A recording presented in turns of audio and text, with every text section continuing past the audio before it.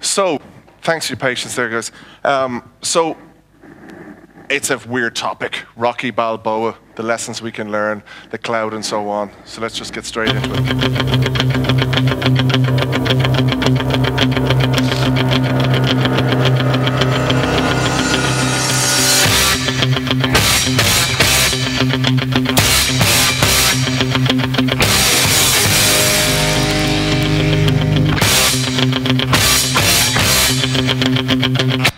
That's iconic, that music. It gets everybody going, young and old. We all remember what it's about, 1976, Rocky Balboa, that movie that also was put together on a shoestring by people that believed in themselves, believed in other people around them, and they were able to create something that it lasted. It stood the test of time, even other variations of it, everything else like that. But it was about self-belief, determination that got something like that together. And I think one of the reasons that it worked so well was because we were all in some way able to relate to this movie about a boxer, and it didn't matter if you were an old lady with her shopping going along or a young child or whatever, as I was when it came out, believe it or not, but we were all able to relate on it and get inspired on some level by it. But remember some of the characters. We had Mickey. What was it? We're going to eat thunder and shoot lightning or shit lightning or whatever it was, all that good stuff. We had Adrian. We had Paulie. We had Apollo. Of course, we had Butkus the dog, right? He was my favorite, certainly one of my favorites anyway, being a dog lover. But what were these characters really representing? What were these really about? Well, Mickey was the mentor. He was the one that Rocky looked up to. He was the one that encouraged him. He's the one that told him he could be something. He's the one that told him he could be better, gave him guidance, gave him what he needed in his life as he went through. Then, of course, Adrian was the love interest. She was the one that gave him a purpose, family, all those things that he aspired to have as he went through life and all those things that he looked for. And then, of course, we had somebody we're very familiar with in Ireland, the begrudger. We all know them. They're everywhere. Always want something for themselves, don't want you to succeed, don't see why you should, everything else like that. Ireland is infested with them, and we need to get rid of begrudgers if we're going to get through where we sit today as a country and as a nation. He had competitors, and when he got smart about it, he collaborated with his competitors. So Apollo was the one that helped him defeat Mr. T, if we remember, in the following Rocky movie. But he realized that what was very important was not to have everybody as an enemy, but actually see that there was strength in collaborating with other people. And they can be in the same business, they can be in the same lines, but you can reach out to those people, use their strengths to effectively have a synergetic response there, a relationship between the two. And of course, he had friendship, he had Butkus. So that was his stable friend he could go back to, he could go training with, he could bounce things off, everything else like that, and he had it goes. So park the Rocky thing for a second. Okay, because I'll come back to Rocky and tell you where I'm going with that. The cloud. We've talked about three things over the last 2 days. At all points, we probably referenced in and out of the cloud and cloud schmoud. Everybody is sick and tired of the term. It's overused marketing term. It's put in front of everything. It's put after everything. Nearly probably seconded by the word cyber.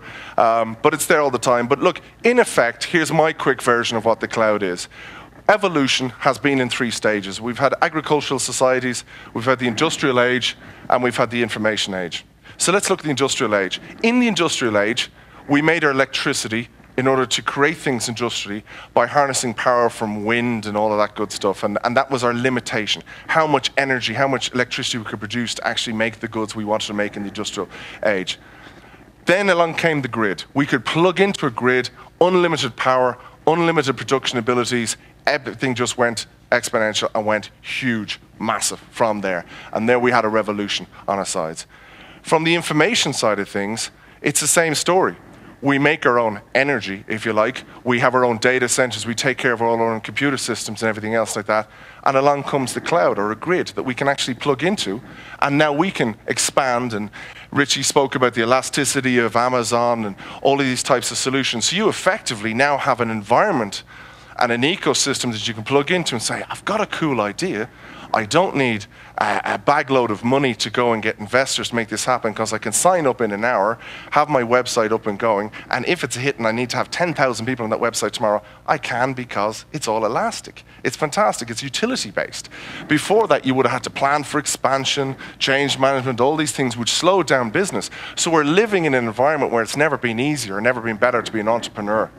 To create business ideas, to redevelop your business models, to embrace all of this stuff. And I said the very first presentation here yesterday, I don't want these 2 days to be about fear, uncertainty, and doubt. I don't want to scare people about technology. I want us to see how we can actually embrace technology to make our lives better and to make it a better living for ourselves and a better state of life. So fundamentally, the cloud is a good thing. Cloud is good. So is social media. So is mobility, smartphones, all this. It's all afraid of it. Just manage risk. Like Richard was saying, it's about managing these things and how it goes. And it's inevitable. The biggest companies on this planet are putting billions into this, all with their fight to win and own intellectual property around the cloud because they want to own it. So guess what? It's going to happen. Right? The cloud is here, we're using it. As Dave has said to me in the past many times, in a few years we won't even put the word cloud in front of things. It'll just be how we compute. It'll be how we actually do things. But here's something. What's very important. So far, when it comes to the cloud, it's IT people seem to be the interface or pushing the cloud in relation to business and so on.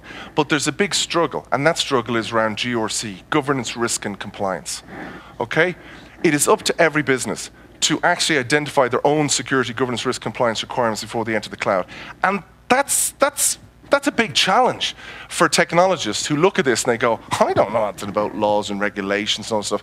I'm the guy that built this infrastructure, built these firewalls, kept all this stuff going on sticky plaster for the last 5 years. Now my boss has asked me to move things into the cloud, which makes my position within there even less tenable within an organization that's downsizing, whatever it happens to be. So this is what I mean by GRC, governance, risk, and compliance. There are over 400 information security laws and regulations from around the world, comprising over 10,000 overlapping and conflicting controls. Those controls are a nightmare to deal with. They come from 38 jurisdictions. We've talked about around the legality of following up an attribution around crime over the last couple of days and everything. That's a massive, massive deal. That's a big problem and a big headache. But guess what else it is? It's a massive cost and a burden for organizations. Because they have to do that. They have to work out, how do I operate in Germany and operate on the New York Stock Exchange when the German Data Protection Act conflicts with Sarbanes-Oxley? How do I do that? That's hard, that's difficult. And they start operating in silos. But they figured out when they actually join all this stuff together in relation to their cloud strategy and everything else like that, that 20% of their time, that 20% of IT time that Gartner say is spent on GRC at the moment, that's 1 day a week of every IT person is now spent on GRC. But when they join this stuff together, it costs less and it's easier, right? So it's a no-brainer for everybody on a board level to say, well, hang on, we're going to do a technology refresh, we're looking at this cloud thing, let's get our act together around GRC and do it all in the one go. Do we have a silver bullet opportunity here? Do we have an option now to just move into the cloud and get it all together? And that's where the scary part comes in. Because then they hear things that we talked about, the US Patriot Act, they've heard about all these different laws and saying, well, if I move into the cloud, I'm going to operate illegally. I'm going to end up getting off a flight in JFK and going off in handcuffs because I've broken a law in America even though I'm operating in the UK, or where that happens to be at the time for that business. And that's the scary factor for board level. And they're saying, well, can someone just be straight about this cloud thing? It seems very nebulous still at the moment. This is a statement from the European Convention on Cybercrime, signed up by most countries in the world. The United States of America have ratified it, the UK have ratified it, Ireland has signed up to it but not ratified it yet. It essentially says, ensure that a legal person can be held liable where lack of supervision or control by a natural person has made possible the commission of a criminal offence established in accordance with this convention. In other words, if you don't do everything you're meant to do to prevent a crime happening in your systems, you're as culpable as the people that did it. Now that's scary. That's scary for directors who really don't understand really where these risks are, right down through systems and everything else, and they're being asked to take faith and go to big brand and move into the cloud or whatever it happens to be. So this is what they ponder. They ponder this and say, well, are the obvious savings from using operation expenditure instead of capital expenditure when we're doing a hardware refresh, are all these obvious benefits of the cloud worth it, or should we just keep going the way we're going, and what should we do? And this is the biggest dilemma for companies as they enter the cloud. But what do we actually ponder in Ireland? on day to day, when you get up on a cold morning and you're trying to get to work and everything else, we're pondering about our future. We're pondering about where's business going to be in 2 or 3, 5 years' time or whatever. But we're still getting up, we're going through, and we're trying to get what we go. We're pondering where the future is for our kids. I mean, this morning I had Bill here, and we spoke about Coda Dojo. Fantastic speech from him. You can see what really incentivizes us to get up as human beings in the morning isn't about getting richer, but it's about caring for what we have now and about building a future for ourselves, our children, and so on. So anybody who knows me knows I'm a very subtle guy, and I promised I would put in a sneaky reference to my daughter Ava. So here's the flying brick, Ava. This is what we're worried about. Our kids, a future, building an ecosystem that means there's a future for children in this country. There is no job shortage. Absolutely no job shortage. Not 1 week goes by where I don't get a phone call from people asking me to find talented people for them, that they want to move from North America here and help me bring them into Europe or the Middle East or whatever it is. I work with massive international companies around the world that are just trying to find locations to build data centers and security and everything else like that. And it annoys me to hell and frustrates me that I can't say Ireland is the country that we should be going to. And I say that as a very proud Irishman, that I think we've got an awful lot of things in our favor. We have the right time zone. We have the right geography. We're neutral. We're well liked. We have the workforce experienced and qualified. We have the tax rate. We're part of the European market. We have a great track record. 160 of the biggest ICT companies in the world are here thanks to IDA and all those efforts that have gone on over the years. But we're not capitalizing on this. And there's an opportunity, which was very obvious yesterday when people like the Data Commissioner spoke about the game-changing laws that are coming in. 2% of your global turnover can be your fine on one of these 400 laws that I've mentioned. 2% of your global turnover. Some other country's going to get this right if we don't get our act together.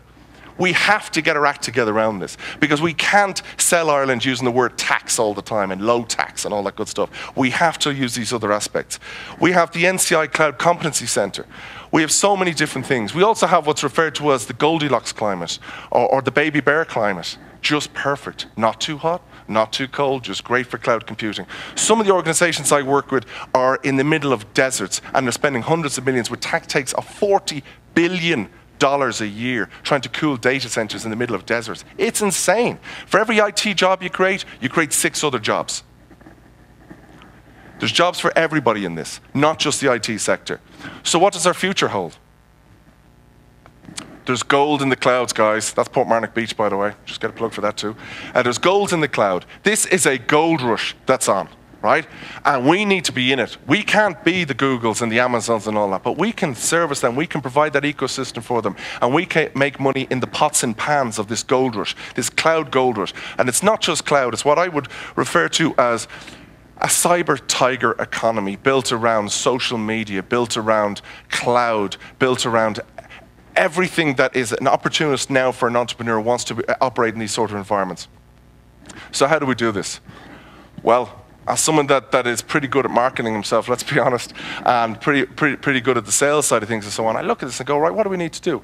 Well, we need a USP, and we can't use the word tax.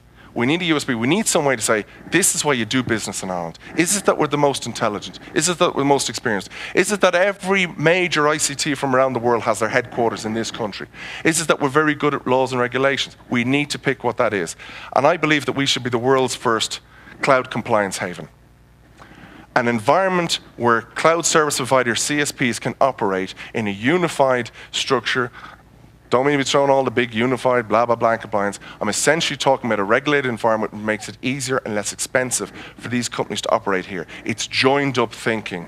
It's not rocket science. It can be done very quickly. And what it means is companies will queue up to come to this country and to have their businesses running from here. Because instead of measuring up to 400 regulations with all the cost and the silos and all that sort of stuff, they will have one. And so when something that conflicts, like the US Patriot Act, they will come through the Irish system, and as a unified approach, there'll be a process built into that. And that's good for everybody.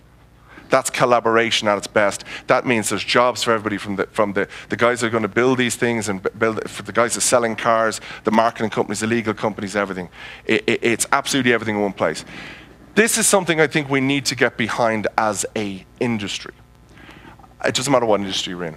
All industry, because don't be sitting around moaning and bitching about the government and they're not doing this and they're not doing that. I'm not political.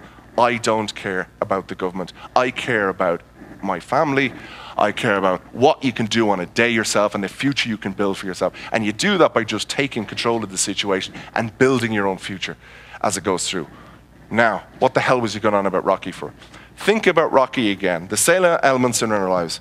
You have to think on a day, do you just go on with the mundane, listen to all that bad news bullshit on the radio every day and the media and everything else, let it get you down, keep your head down and go through? Or do you go out and be a champion? Do you go after your own personal goals, whatever that is? Build your own business, make your own business the best, whatever that happens to be. It's your choice what you go after.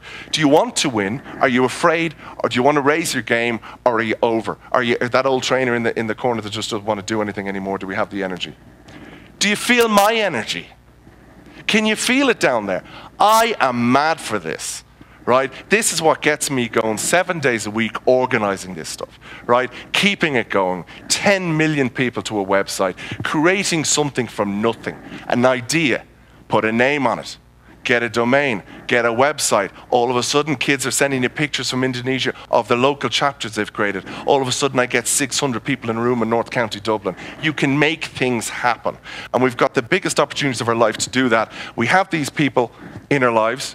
We all have different, we have a Mickey, we have an Adrian, we even probably have a Budkiss. I've got 5 of them at home, by the way. We have all these sort of characters in our life. And you need to look at that yourself and say, how do I take a grasp of this? How do I make the most of what I've learned, have embraced? Did I walk away after 2 days scared shitless that I don't want to use my internet connection again? Or am I actually going to do something about this and make a change? It's a cyber tiger economy, and it's going to be based on these 3 elements. No matter who you talk to, anyone in the street knows that these are the 3 biggest things as an opportunity this country is going to get. If we don't embrace it, we're going to reflect on a lost opportunity. So thank you very much for your time. I really appreciate it. There's one thing I want you to do for me. What? Come here. Win. There's the kids.